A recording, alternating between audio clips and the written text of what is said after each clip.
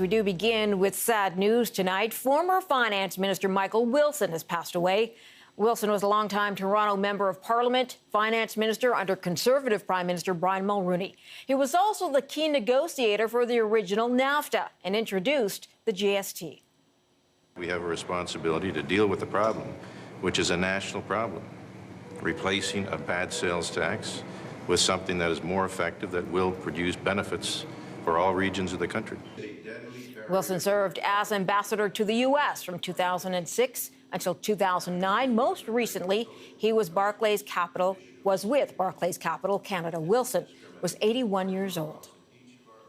Toronto Mayor John Tory tweeted out this today: Michael Wilson was one of the most intelligent, decent people I've ever met, inside or outside of politics and public life.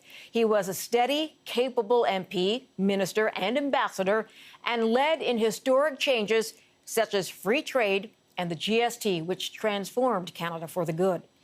Treasury Board President Jane Philpott added this: sad news. I was inspired by Michael's kindness and hard work, especially his passion to promote mental wellness and healing. Sincere condolences to his family.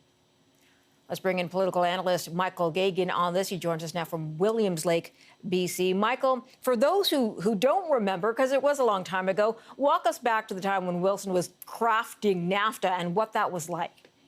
Well, I certainly remember that time. And in fact, in the 1990s, I ran into Michael Wilson at Toronto Airport, and we had a bit of a chat, and everything that they said about the guy in terms of being intelligent, capable, and decent certainly shone through in my direct encounter with him.